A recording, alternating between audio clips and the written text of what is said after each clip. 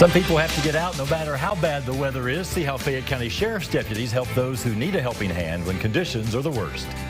Plus another scare at Lexington Ice Center just months after a devastating fire. Why operators are still shaken by an explosion over the weekend. And after a busy weekend in the weather world, Mother Nature wasting no time as we track out rain to snow chances by midweek. We'll have more details on that forecast coming up.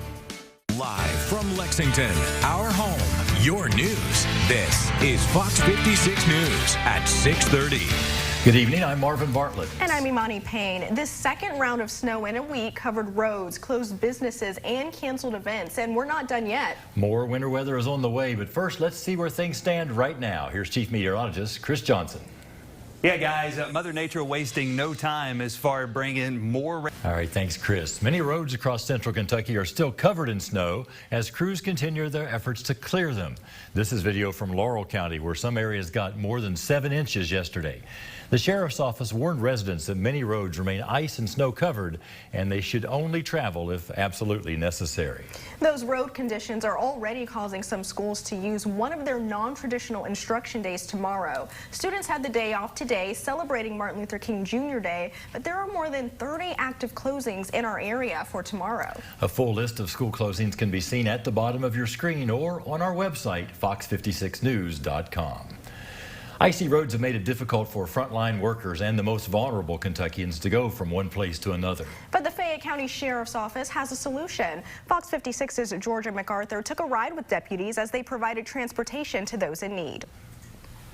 A patient sitter, a hospital, Marvin, Imani, back to you. Georgia, thank you. Many Kentuckians in southern and eastern parts of the state are still without power tonight. The state reports more than 9,000 power outages at this hour as there are 14 electric companies with customers still in the dark. Power lines in Whitley and Laurel counties were hit especially hard during the storm, as about 5,000 residents in those counties have been without power since the weekend. To keep up with the latest winter weather updates, head over to fox56news.com or check out the Fox 56 News mobile app. Kentucky State Police are investigating a shooting by an officer in Whitley County. Preliminary investigations show that officers responded to a domestic dispute late Saturday night in which a man had fired shots inside his home and was refusing to allow his wife and children to leave. Despite their negotiating techniques and loud verbal commands, the man pointed his gun at officers. A trooper fired shots that hit the man. That officer is on administrative leave while the incident is being investigated. The man who was shot is in critical condition at the University of Kentucky Hospital.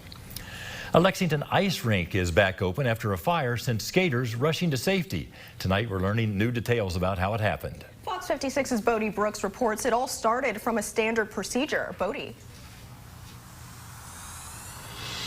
Skaters looking for a smooth night on the ice. We're live in Lexington. Bodie Brooks, Fox 56 News. Bodie, thank you. One of the country's longest running celebrations of Martin Luther King Jr. Day took place today at the University of Kentucky. But the pandemic forced this year's event to be held virtually. The program featured music and spoken word paying tribute to Dr. King. The featured speaker, Senator Raphael Warnock of Georgia, focused on what he calls the living legacy of Dr. King.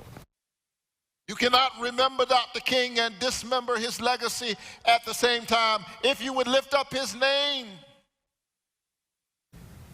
you must lift up the issues that he cared about and died for. UK has paid tribute to Martin Luther King Jr. every year since 1973. Well, the weather did not stop a march in Richmond. Coming up, why organizers say they wanted to go on despite the cold and the snow. And the world's top tennis player returns home after being deported. That and more as we go around the world in 56.